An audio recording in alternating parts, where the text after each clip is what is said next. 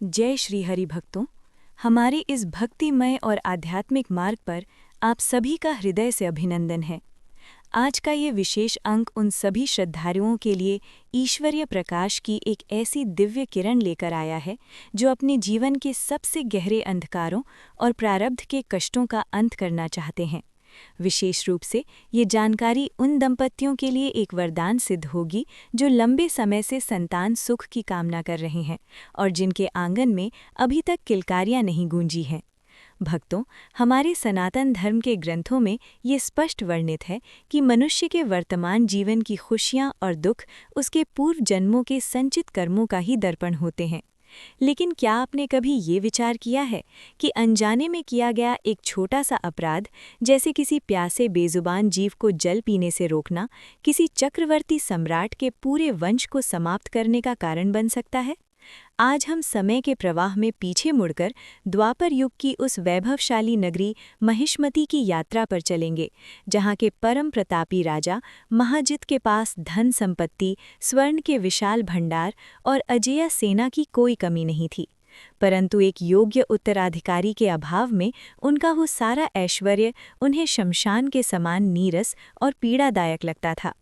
आज के इस भाग में हम गहराई से जानेंगे कि कैसे एक प्रतापी राजा अपने जीवन से निराश होकर वन की ओर निकल गया और फिर उस निर्जन वन में उसे लोमश ऋषि जैसी कौन सी दिव्य शक्ति मिली जिसने न केवल उनके वंश को नष्ट होने से बचाया बल्कि उनके पितरों को भी परलोक की यातनाओं से मुक्ति दिला दी।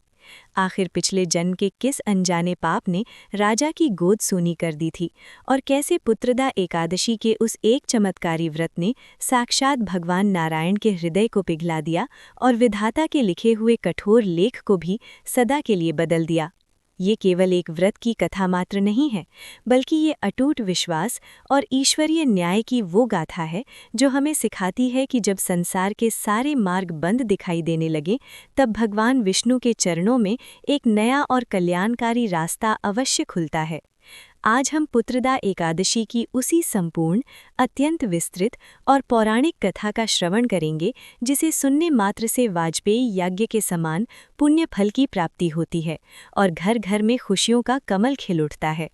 अगर आप भी अपनी मनोकामनाओं को सिद्ध करना चाहते हैं, अपने पितरों का आशीर्वाद पाना चाहते हैं और नारायण के चरणों में परम शांति प्राप्त करना चाहते हैं, तो इस कथा को बिना रुके अंत तक एकाग्र मन से श्रवण करें, क्योंकि आज की ये गाथा आपके जीवन में भक्ति, शक्ति और सुख शांति का वो मार्ग प्रशस्त करेगी जिसकी गूंज आपके पूरे कुल में पीढ़ियों तक सुनाई देगी।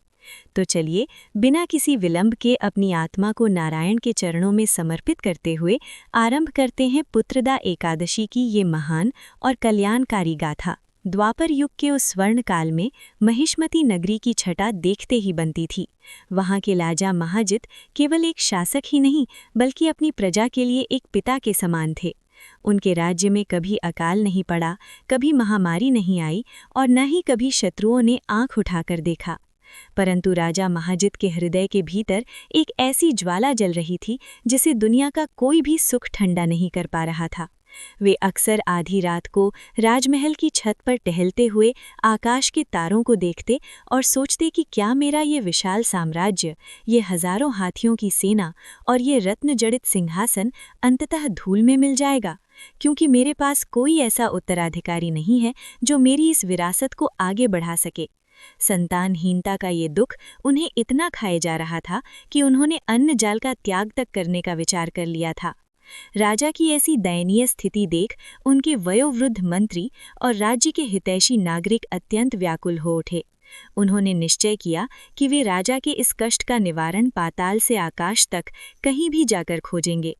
मंत्रियों का एक बड़ा समूह सघन जंगलों, ऊंचे पर्वतों और दुर्गम गुफाओं की खाक छानने लगा। कई हफ्तों की खोज के बाद उन्हें एक ऐसे दिव्य स्थान के दर्शन हुए जहाँ की शांति और शुद्धता अनुभव मात्र से मन को पवित्र कर रही थी।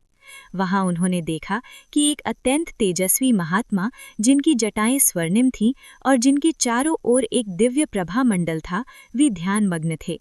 वे महान लोमश ऋषि थे जो इतने वृद्ध थे कि उनके शरीर का एक एक बाल एक एक कल्प बीतने पर गिरता था।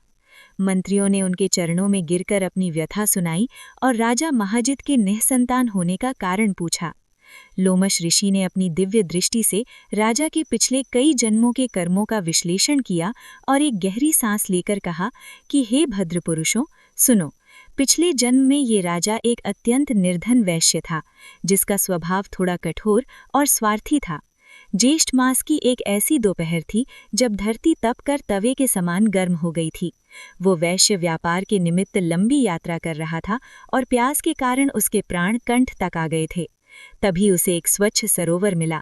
उसी क्षण वहां एक गाय भी अपनी प्यास बुझाने पहुंची थी। वो गाय 2 दिनों से भूखी प्यासी थी और बड़ी उम्मीद से जल की ओर बढ़ी थी। लेकिन उस वैश्य ने सोचा कि यदि ये गाय पहले पानी पिएगी तो जल गंदा हो जाएगा या कम पड़ जाएगा। उसने अपनी लाठी से उस निर्दोष और प्यासी गाय को निर्दयतापूर्वक मारा और उसे जलाशय से दूर खदेड़ दिया। वो गाय कराहती हुई दूर चली गई और उस वैश्य ने अपनी प्यास बुझाई। ऋषि ने आगे बताया कि किसी प्यासे को पानी से दूर करना, विशेषकर एक गौमाता को, ये एक अत्यंत घोर पाप है। इसी पाप के फलस्वरूप इस जन्म में राजा को संतान का सुख नहीं मिल पा रहा है। मंत्रियों ने कांपते हुए हाथ जोड़कर पूछा कि हे ऋषिवर, क्या इस अपराध का कोई प्रायश्चित संभव है? तब लोमश ऋषि ने करुणापूर्वक मुस्कुराते हुए कहा कि हाँ, ईश्वर के न्याय में क्षमा का भी स्थान है। पौष मास के शुक्ल पक्ष की जो एकादशी आती है, उसे पुत्रदा एकादशी कहा जाता है। ये तिथि साक्षात नारायण का स्वरूप है। यदि राजा महाजित और उनकी प्रजा मिलकर इस एकादशी का कठोर व्रत करें, पूरी रात जागकर विष्णु सहस्त्र नाम का पाठ करें और अगले दिन गौ सेवा के साथ व्रत का पारण करें, तो वो गौ शाप नष्ट हो सकता है। प्रजा वापस दौड़ी और राजा को ये खुशखबरी सुनाई। राजा महाजित ने पूर्ण निष्ठा के साथ इस व्रत को स्वीकार किया। उन्होंने न केवल उपवास रखा, बल्कि मन, वचन और कर्म से शुद्धि का पालन किया। पूरी महिष्मती नगरी उस दिन शंखों की ध्वनि और नारायण नारायण के जयकारों से गूंज उठी।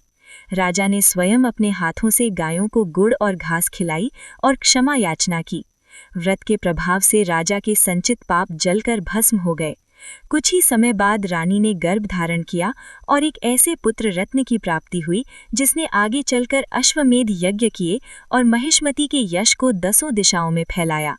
ये कथा सिद्ध करती है कि भक्ति में वो शक्ति है जो प्रारब्ध के कठोरतम लेख को भी काट सकती है और मनुष्य के जीवन में खुशियों का नया सवेरा ला सकती है। जो भी भक्त इस महागाथा को एकाग्र मन से सुनता है, उसके घर में सुख, शांति और योग्य संतान का वास सदैव बना रहता है। भक्तों, ये थी पुत्रदा एकादशी की वो दिव्य और चमत्कारी गाथा जो हमें ये विश्वास दिलाती है कि ईश्वर के दरबार में कभी भी प्रार्थना खाली नहीं जाती और सच्ची श्रद्धा से किया गया व्रत हमारे जीवन के सबसे कठिन प्रारब्ध को भी बदल सकता है। राजा महाजित के जीवन की ये गाथा इस बात का साक्षात प्रमाण है कि एकादशी का व्रत केवल एक उपवास मात्र नहीं है, बल्कि ये हमारे जन्म जन्मांतर के कर्मों को शुद्ध करने और ईश्वर की कृपा पाने का एक सशक्त आध्यात्मिक मार्ग है। हम आशा करते हैं कि आज की ये पावन कथा आपके हृदय की गहराई तक पहुंची होगी और आपको अपने संकटों से लड़ने का एक नया आत्मिक संबल मिला होगा। भगवान श्री हरि विष्णु और माता लक्ष्मी से हमारी यही मंगल कामना है कि जो भी भक्त पूरी निष्ठा के साथ इस व्रत का पालन करें या इस कथा का एकाग्र मन से श्रवण करें, नारायण उनकी झोली खुशियों से भर दें। उनके घर में योग्य और तेजस्वी संतान का आगमन हो और उनके पितरों को वैकुंठ लोक में परम स्थान प्राप्त हो। अगर आपको आज की ये कथा और हमारी ये छोटी सी कोशिश पसंद आई हो तो इस वीडियो को लाइक ज़रूर करें और कमेंट बॉक्स में पूरी श्रद्धा के साथ जय श्री हरि विष्णु या अपनी मनोकामना ज़रूर लिखें ताकि प्रभु की कृपा आप पर बनी रहे। इस पावन कथा को अपने मित्रों और परिजनों के साथ साझा करना न भूलें, क्योंकि धर्म की चर्चा को फैलाना भी एक महान पुण्य का कार्य है। और अगर आप अभी तक हमारे इस भक्तिमय परिवार का हिस्सा नहीं बने हैं तो चैनल को सब्सक्राइब करके बेल आइकन को ऑल पर सेट करें ताकि धर्म, कर्म और पुराणों से जुड़ी ऐसी ही ज्ञानवर्धक और प्रेरणादायक कथाएं आपको निरंतर मिलती रहें। भगवान नारायण की असीम कृपा आप पर और आपके पूरे परिवार पर सदैव बनी रहे, ऐसी हमारी मंगल कामना है। आज की इस भक्तिमयी यात्रा में हमारे साथ जुड़ने के लिए आपका कोटि कोटि धन्यवाद। भगवान का स्मरण करते रहें और सदैव सन्मार्ग पर चलते रहें। अब हम विदा लेते हैं और बहुत जल्द मिलेंगे एक नई आध्यात्मिक जानकारी और पावन पौराणिक कथा के साथ। तब तक के लिए प्रेम से बोलिए जय श्री हरि विष्णु, जय लक्ष्मी नारायण।